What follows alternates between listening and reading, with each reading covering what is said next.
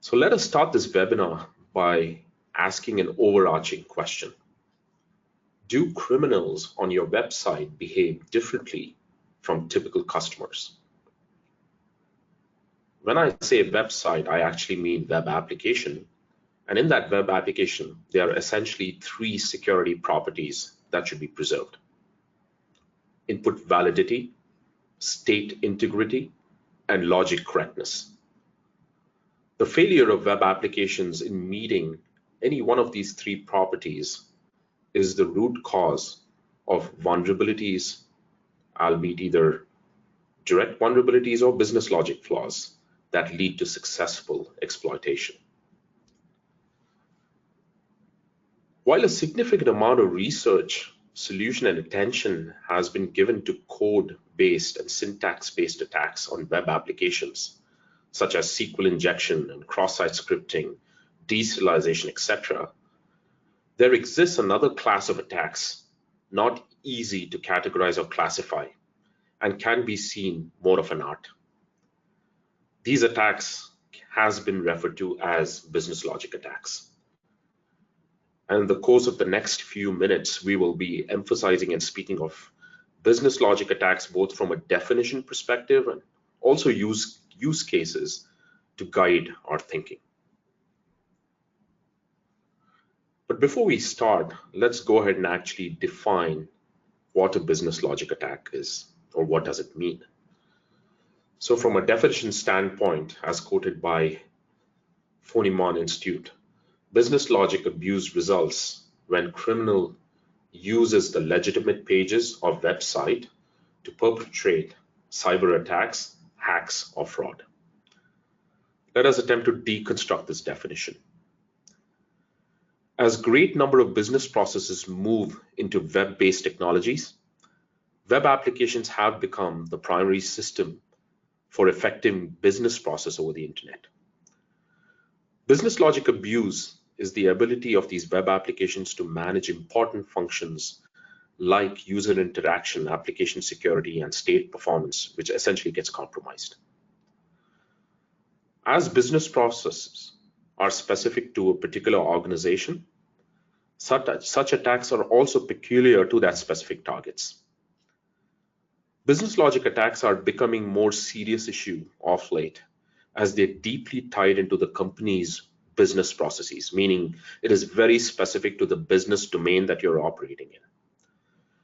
To combat such attacks, an understanding into the complexity of the logic flaws and the methods of attacking these vulnerabilities need to be investigated. So let us understand how our existing protection measures are attempting to address this particular new set of attack patterns called as business logic flaws. Of course, we use code analysis or code scanners in our early stage of our DevOps pipeline.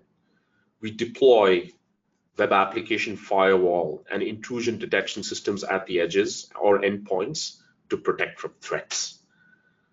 But let us quickly examine each one of these from its functional standpoint, starting with security scanners.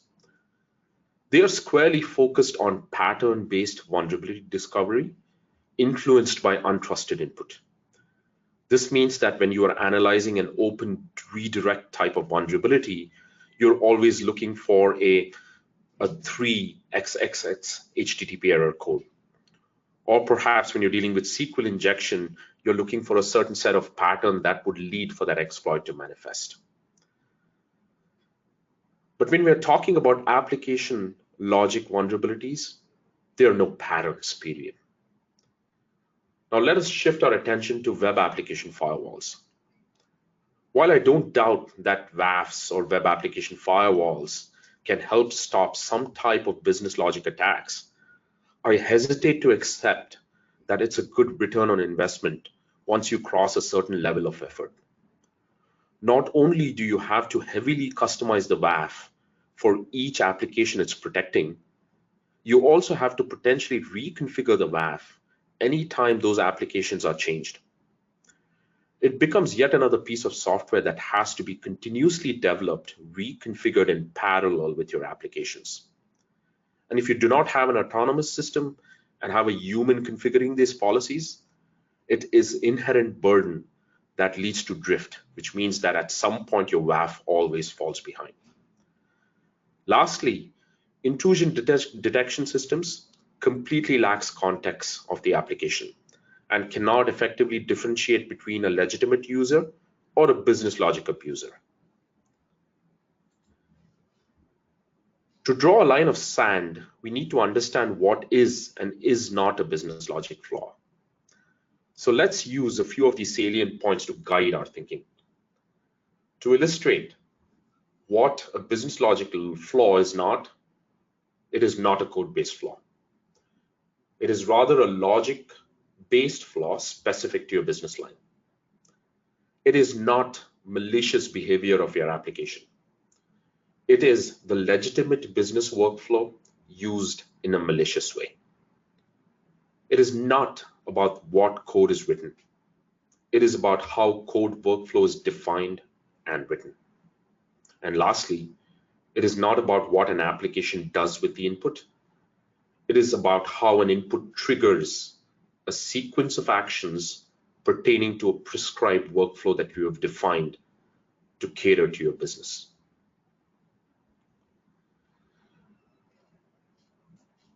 As we mentioned before, the most important thing when you're looking at for application logic vulnerabilities is to understand how an application works. To do so, it is essential to know the application workflow in itself, like we illustrated earlier. Most of the application's functionality could be discovered just by navigating through the application. For this reason, attackers commonly use a technique called as spidering to navigate and conduct their first process, which is called as discovery.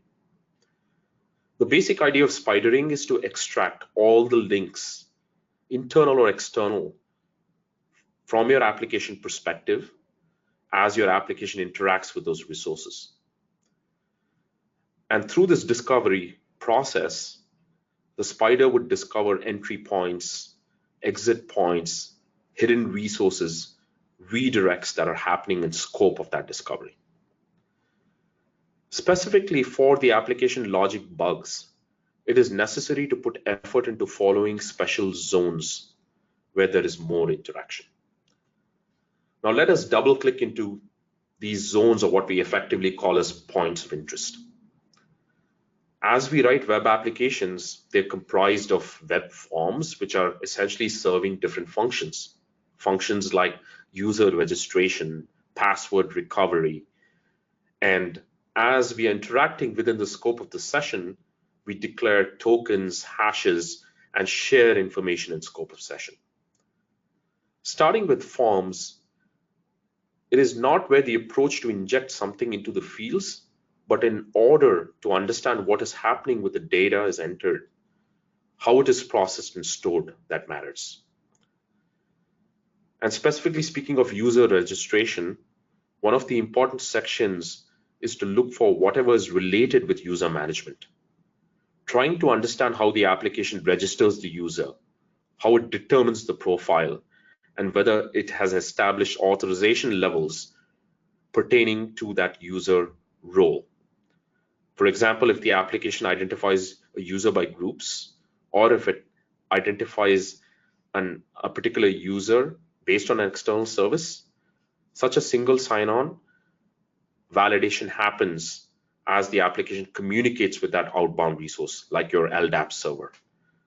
So all that information is essentially trickled upstream for this malicious entity to understand how your application is communicating with these resources.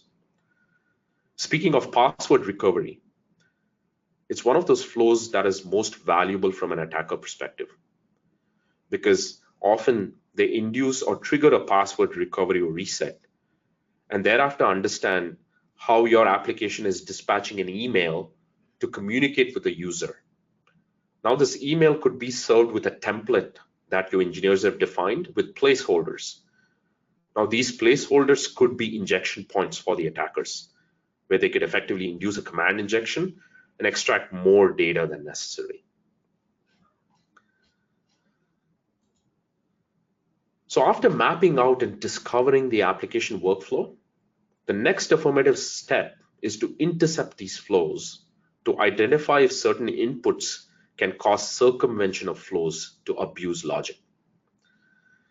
Let us start with user input based or pertaining to requests, where on a form there's several fields, and typically when these fields are filled as they're being interacted by either your consumers or malicious entities, a request is formed, and eventually that request is submitted to your web server.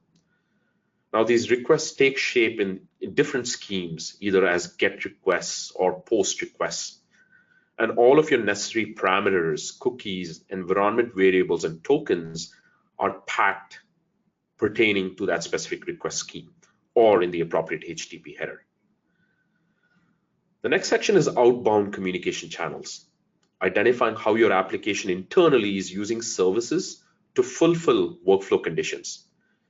You might be using an external email service provider like SendGrid, so your application might be communicating outbound to trigger an email dispatch. You might also be using an SMS service like Twilio in order to enable mobile communication. Or perhaps if you're using a payment gateway to fulfill your orders at some portion in your workflow, there could be an HTTP or HTTPS redirect to that payment gateway in order to authorize and capture the transaction, leading to fulfillment of order. And finally, all of this transaction is codified in your application using naming conventions.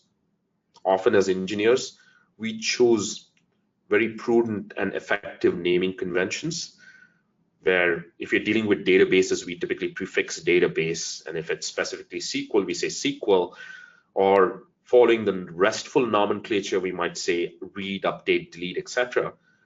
All of these tend to become cues for attackers, where they understand that your application is actually communicating and writing to a SQL database, or perhaps reading from it, communicating outbound to an email service, etc. So these tend to become interesting cues for attackers to take forwards. So let us further guide our thinking using some real abuse use cases, starting with a typical online auction, which was abused not too long ago, where if you typically examine the workflow with an online auction, a consumer creates an account, participates in an active live bid, and continues to counter bid till he wins and claims that particular transaction associated with that property he's bidding for. Now, if we switch context and examine it from a perspective of an hacker or an attacker might register as a normal consumer, participate in a real-time auction, albeit bidding at the lowest price. Now, if the real-time bidding is occurring and that particular web page is being refreshed constantly, you might have the user names who are also participating in the bids displayed. And often usernames could be email IDs.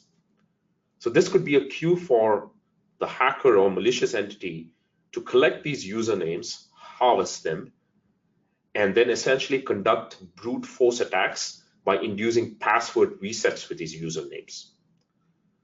Now, as a consequence, typically password resets have a threshold on number of attempts, and once that threshold is exceeded, the natural next step is to lock the account and invalidate any active sessions. So this was a real case where a hacker identified this flaw, induced a brute force password reset on all the other participants on the real-time bid, leading for all their accounts to be locked, their sessions invalidated, and him winning the bid at the lowest price. Switching context, let us look at information disclosure. With any subsystem, albeit a health record-based system, or perhaps an e-commerce system or a banking system, we effectively receive acknowledgements of our claims, orders, and transactions. Often these acknowledgements are sent as emails, and these emails contain links that essentially point us back to our order status or our transaction ID information or summarization. So there was an incident not too long ago, almost in 2017, associated with Molina Health and Signet Jewelers, where an email was dispatched carrying details associated with a fulfilled order. But this email contained a URI redirecting the user back to the detail which was hosted on the web application portal. But note that the flaws that existed in this situation was that no authentication was required for the user to view his details or his or her details. Even worse, the order and claim ID was predictable because they literally carried the primary key or a sequence ID from the database, which was represented in the URI, which means a particular user can literally guess what the next sequence might be and cross over his tenant to access order, claims, transaction information of any other user, leading to information disclosure. The third use case that we'll speak of is something that happened in 2017, where Apple filed a class action lawsuit on a particular vendor who was repairing iPods. Apple's warranty repair program for iPods allowed customers to receive replacement units before the original non-functional music player is returned. And all they required on their portal was a serial number of the non-functional unit and a valid credit card so that they can authorize $1 to identify that this user is a legitimate user along with a shipping address. So this repairman in question figured out how to guess iPod serial numbers based on a formatting algorithm used. Essentially, it was the color of the iPod shuffle, a certain prefixed serial number, the particular manufacturer ID, etc. Given that he guessed it, he effectively managed to predict the next series of sequences and then went about purchasing stored value Visa gift cards in order to satisfy Apple's $1 pre-authorization requirement. As a consequence, Apple essentially shipped 9,000 iPod shuffles to this individual who essentially sold each one of them for $45 in the secondary market. Fortunately, this perpetrator was identified, caught, and a class action lawsuit was also resolved. But note that these three cases that I spoke of have interesting traits that don't smell like vulnerabilities, traits that essentially enabled these perpetrators to identify ways to circumvent business logic flows or flaws in the application. So the main purpose of this webinar is to give you a sense of how we can go about preemptively identifying for those symptoms, because we touched on a few points. One is you of course cannot detect all of such flaws in real time with defenses at the edge, because those defenses should be trained. If you release your application multiple times, those rules should be adjusted appropriately so that it can effectively enforce and protect. The other point that we raised is these flaws are very pertinent to the design of your application, which means that you need an expert guided system so that you interactively ask questions and identify if such flaws exist.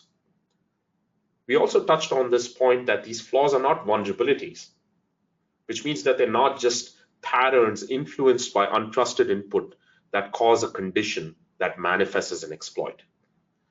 It's almost chaining multiple such conditions together, and once chained in unison, evaluating to see if they exist, leading for a possibility of a business logic flaw.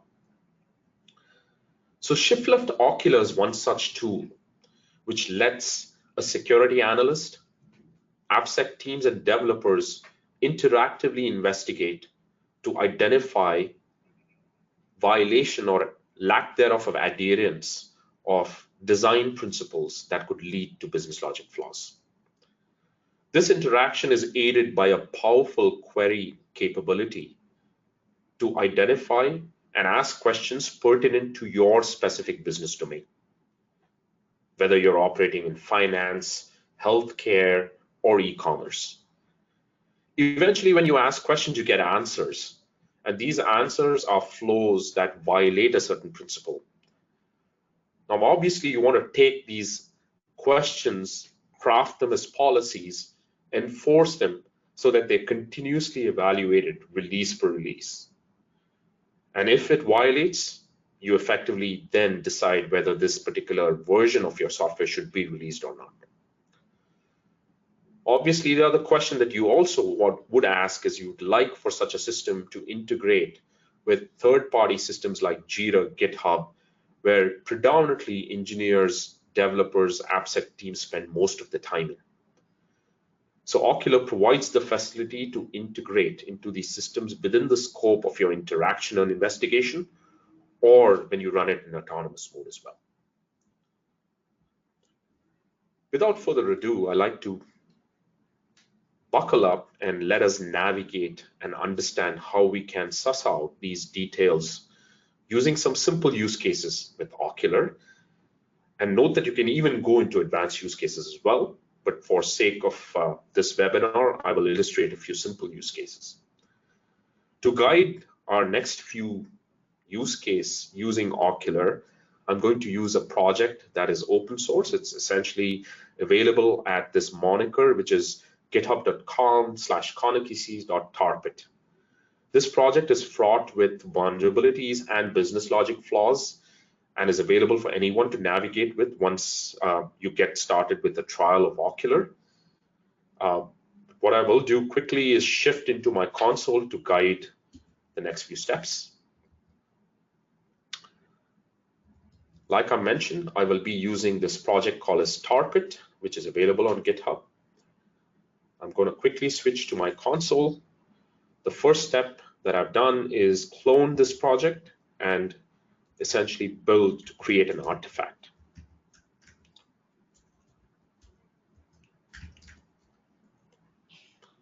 Given that this is a Java project which is deployed on a Tomcat servlet, what I've effectively done is created a web archive as a consequence of building or initiating a Maven build. Ocula is a command line interactive tool that takes as input a particular proprietary format called as code property graph, which essentially is a graphical representation of your code. This graph essentially encompasses the custom code that you write, the open source it consumes, and the framework upon which it is deployed. Think of it as a graph of graphs. Having this graph enables us to effectively understand information flow and thereafter ask interesting questions to see if there's certain business logic flaws that can be triggered on these information flows. So as a next step, I'm going to create this graph that I just spoke of. Typically, it takes less than 10 minutes to create a graph in association to an application being analyzed containing over or approximately 500,000 lines of code. But if you're writing very tiny microservices, which is very optimal and the typical modus operandi these days, it takes less than a minute or perhaps less than 2 to 5 minutes to create this graph. Note that it took literally less than 10 to 15 seconds to create this graph because my application that I'm demonstrating today is fairly simple. Ocula is a command line tool, and what I'm effectively going to demonstrate today at this moment is using Ocula in investigative mode. But you can expand the scope and use Ocula in an autonomous mode as well, meaning take your insights, create scripts and recipes, and bolt it into your continuous CI/CD pipeline so that these evaluations are conducted constantly on a release per release basis. So on starting up Ocula, now I effectively have the ability to ask questions over this graph. But before doing that, I'm effectively going to load a set of recipes that I often use. And by the way, we provide you a set of recipes, batteries included, which essentially contains different patterns of business logic flaws, backdoors and rootkits, and common vulnerabilities. So right off the bat, you get value without even writing a single line of code pertaining to your recipes. The language used by Ocula for interaction is a meta language, which is essentially based on Scala. So if you're familiar with Java or Scala, it feels very native as you interact with Ocula. The first step that I'm going to conduct is load that particular graph that we spoke of, or just create it at the moment. As this graph is loaded, it enables us to ask interesting questions over this graph. And just to quickly demonstrate, I'm going to execute a particular command which enables me to get all hard-coded literals in the code. Now, this is just a simple command, but it has very high value because I can go one step further and ask if the engineer has mistakenly hard-coded any credentials like AWS secrets, AWS tokens, GitHub access tokens, etc.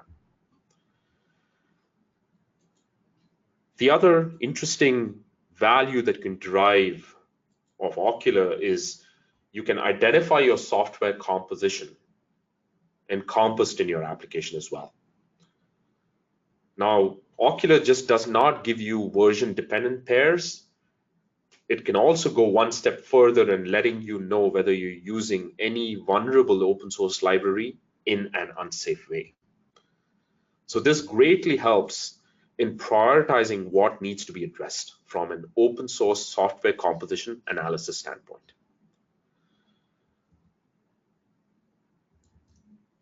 But what I'd like to do now is quickly give you a glimpse of the first use case that we're going to traverse.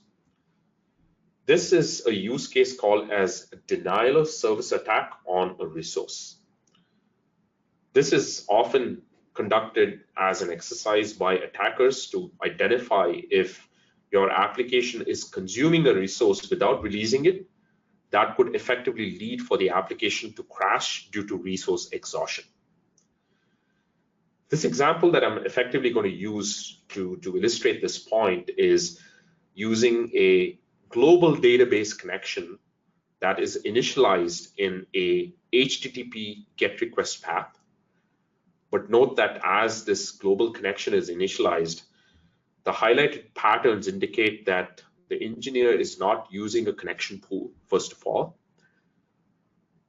Even worse, the connection that is established is not being released after the request is serviced.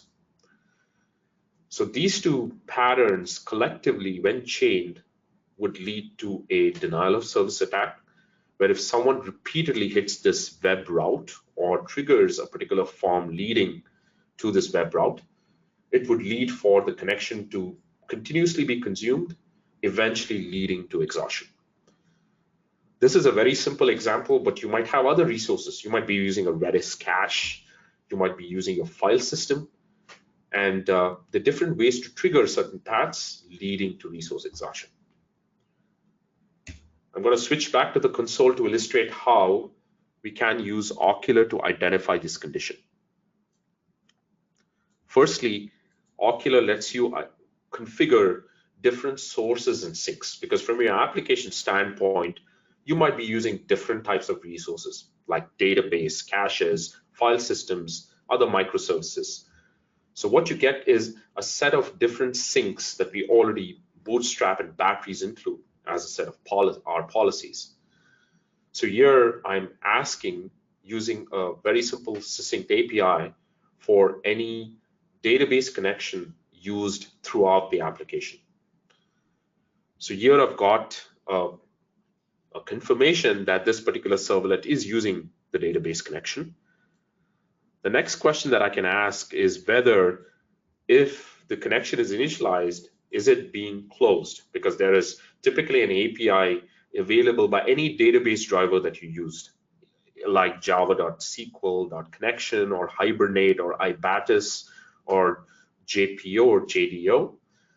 So we have codified for all of these APIs and annotated them. So when you ask a simple question like this, we effectively look up your application, identify what type of database driver you're using, and thereafter go further to check whether you're closing that database driver appropriately at system exit or at the exit of the particular function in your application. Finally, I use that same succinct API to ask whether you're using a connection pool in your application, because if you're not, that's even a worse position that you're at. So again, all of that is batteries included and codified. So if you effectively just ask a simple question, you get a true or false. So we've asked 3 separate questions, but like we discussed, it has to be chained together to materialize or manifest a DOS attack.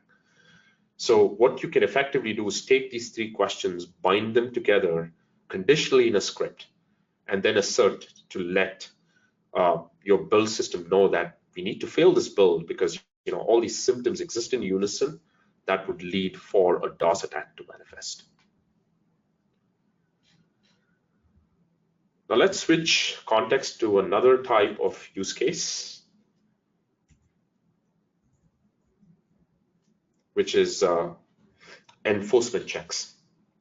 We spoke in one of our use cases that I illustrated, particularly pointing to Molina Health and Signet Jewelers and Citibank in 1999. An email was dispatched with the order status. The order status was supported by a route called as order status in the web application.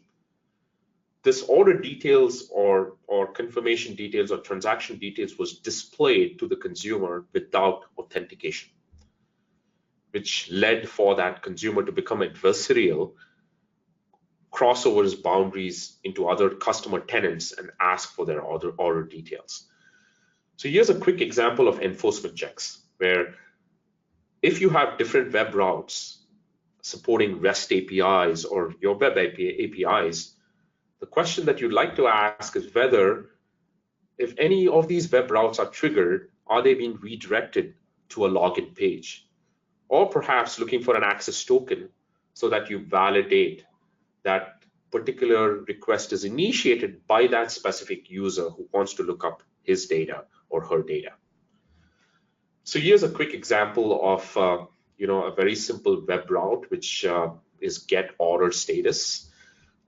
Note that the highlighted portions indicate that there is a redirect to login, and once the role is identified, then the next step is to look up the customer's details by effectively referencing the database. Again, this is a very, very simple use case. So I'm going to switch again to the console to illustrate how we can navigate and identify for that use case. So Ocula understands information flow. So from an information flow standpoint, as we looked at this highlighted portion in our slide deck, I want to draw your attention to a couple of things. One is you have input injected, which we typically treated as untrusted input from an external entity.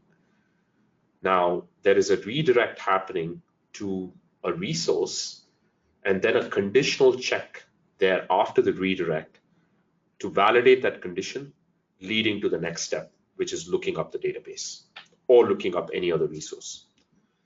So I'm going to conduct this simple inquiry using Ocula to identify, first of all, if we are receiving requests from external HTTP sources, and thereafter touching any database to conduct inquiries. And in this case, we have codified various types of database drivers under this global SQL injection 6. The next step I'm asking for is this condition. This is an important point that I want to pause and reflect on, because your conditions could be specific to your business domain. There is no pattern or signature that is common across all business domains. You might validate against an LDAP server, or perhaps look up a basic RBAC system, or conduct odd zero based validation to check to see if the user is valid. So this is where you bring your specific business domain expertise into Ocula and codify them into the script so that validation is conducted in adherence to what is specific to your business domain. Now, as we define the source, the sink, and the condition, the next question that I'm going to ask is, give me all flows that are happening from source, adhering to that condition, and thereafter touching the sink. So upon executing that command, which is source is reachable, sink reachable by source, give me the flows, but branch point, meaning only if the condition is met. What I get is an entire flow pattern. Now, this is a pretty printed representation of that flow pattern. Note that these results can be delivered in a JSON format as well, and you can apply necessary conditional checks upon that flow so that you eventually take those conditional checks and then influence your build, meaning you say that here is one of the requests among the 20 or 30 that is not doing authentication, which means some consumer can touch this and conduct some degree of an attack on it. So this is one way of effectively checking for a series of symptoms chained together in its existence that would lead for a certain type of business logic flaw to manifest. Note that all results in Ocula is often delivered in the format of an information flow. And there is great amount of detail in association with that information flow format. It carries the parameter that is influencing the information flow, like you see cataloged as tracked, and line numbers associated with that is also cataloged as well. And the associated method and the file is also tracked as well. Now, this is just the basic information, but there is more detail to it, meaning we also track the scheme, meaning is it a get or post request, etc., etc. And all that can be extracted, if you wish to, as this great detail is available in the JSON dump. I'm going to switch back to our third use case, which is a fairly interesting use case and fairly prevalent use case as well, which is data privacy compliance. As we all know, any code that we write is always subjected to PCI, SOC, GDPR, etc. So when we deal with our consumer information, any information that carries critical consumer data is deemed as sensitive. So it is of our utmost responsibility to treat that data effectively. Treating effectively means we effectively got to encrypt that data, redact that data, or obfuscate that data if we are sending that data on an outbound channel, either to our syslog or a log file that gets carried to our Splunk dashboard, or perhaps gets passed over an HTTPS secure channel to another microservice. Because it's very hard to understand the lineage and provenance of sensitive data in a very complex microservice mesh. Especially when you're getting audited, a simple question is asked, how do you treat your customer data? It's very hard to have an effective answer to that. Even worse, if someone abuses your business logic flaw, they can touch these sensitive data elements. So it is important, first of all, to understand what is sensitive in the application. Thereafter, understand where is the sensitive data flowing through the lifetime or scope of your application. And then you further ask the question of whether this sensitive data is being redacted, obfuscated, or encrypted before it exits the crevice of your application. So let us switch back to the console and use Ocula to ask these questions.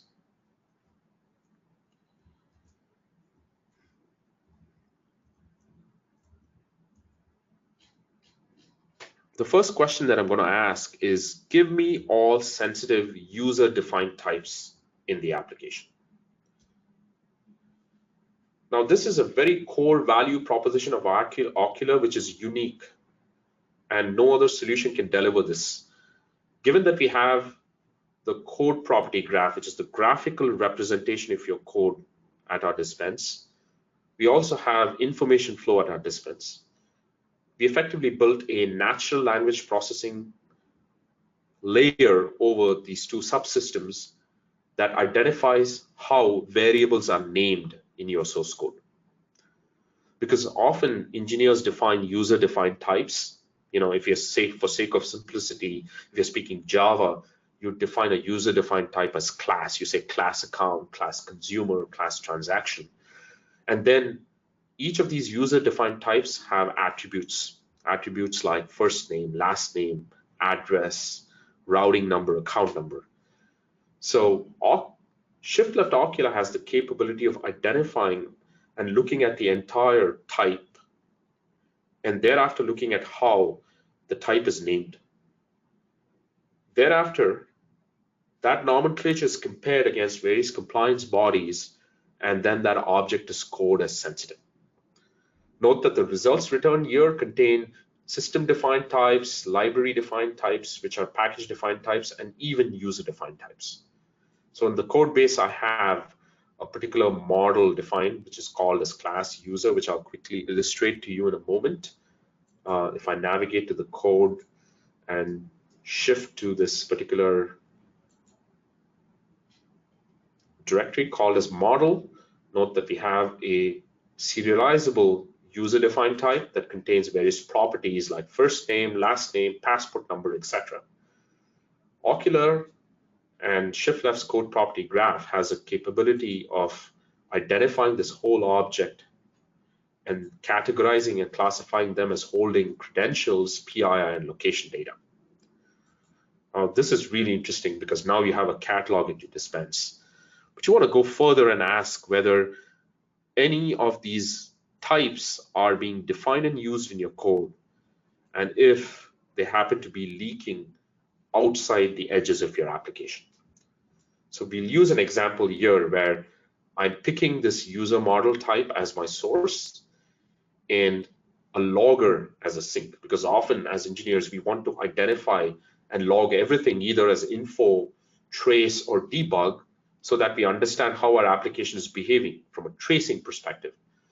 But often we commit the mistake of logging sensitive data like our user data or AWS secrets, etc.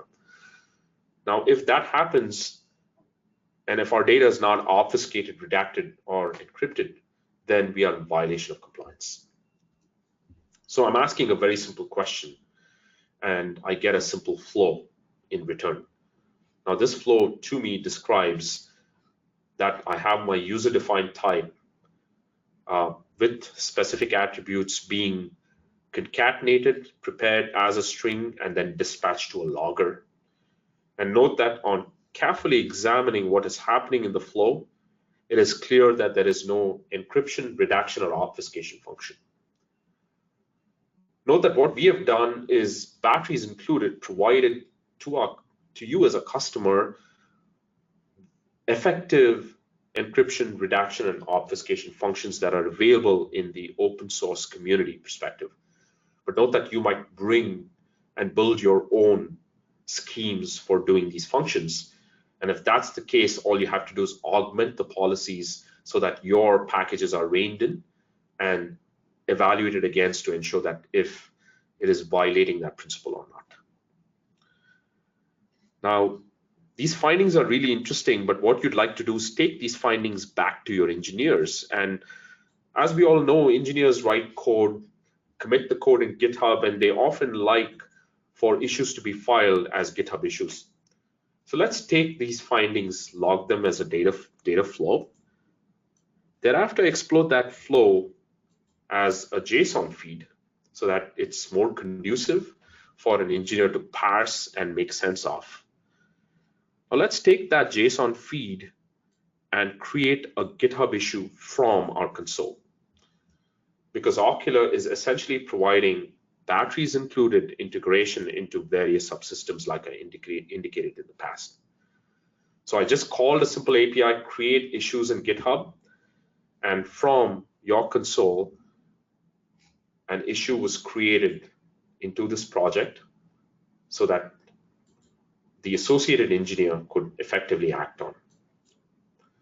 Note that you can define your own description associated with the issue and add your necessary detail. All the necessary API function is provided to you to do this function. Now, some of the folks could in interaction mode create issues, but you could take this same function that I committed at the moment, encapsulate it into your CI/CD motion so that every time you release a code, you have an autonomous system, run Ocula, conduct these degrees of evaluations, and then create issues in the appropriate project so that your engineers can track and resolve for. Now let's quickly shift focus to the last use case that I have, which is what we effectively call as encryption compliance. Not too long ago, various companies were impacted with data breaches. Data breaches happen in various ways, but what leads as a consequence is data exfiltration. Now note that once your data is exfiltrated, you might effectively be using different schemes. So if you use a weak scheme, that means someone could effectively exploit your system by unscrambling your encrypted data. Often when you encrypt your password and you use a weak encryption scheme like DES or triple DES, then it would take fewer compute hours for an attacker, or maybe a simple scheme like rainbow tables to go ahead and actually unscramble those passwords. So it is important to apply a mandate upon all your code bases to measure the strength of the crypto scheme used. And if it is using a weak scheme, which is effectively defined by standards like NIST and CVE, you want to take affirmative action to ensure that you apply a stronger scheme. So my last use case that I'll quickly illustrate to you is check to identify if the code base is using a weaker scheme. Again, I ask a simple question, which is, give me all snippets or functions in the code or code blocks that happens to be using or initializing any weak encryption scheme like DES, MD4, Blowfish, SHA-1, etc. And do final is an initialization of that scheme before it is applied to a particular field. So this code base that I indicated prior is actually using triple DES, where an instance is fetched and it is initialized.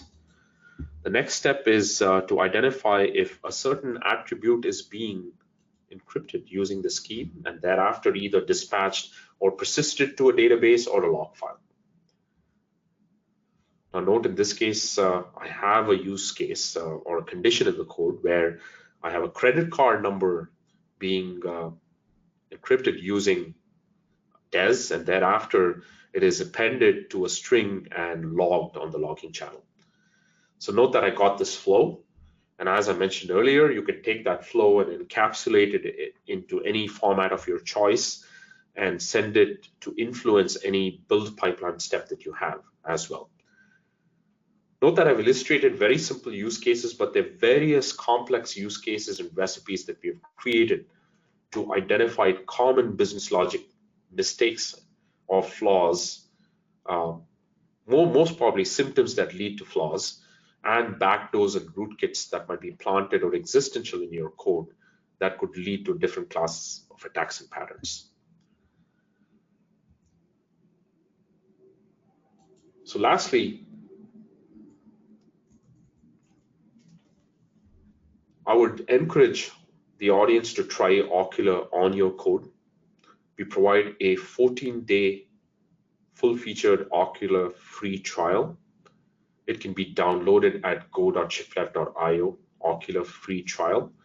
Currently, the trial supports Java. And at the request, we can provide full-featured, but the current trial version includes certain additional features, or we have essentially subjected few features only. If you're interested in a Ocula proof of concept, please contact sales@shipleft.io. And we currently support Java, C++, C#, and very soon on our roadmap, we will be supporting Node.js, Scala, and Go. Thank you very much for attending this webinar.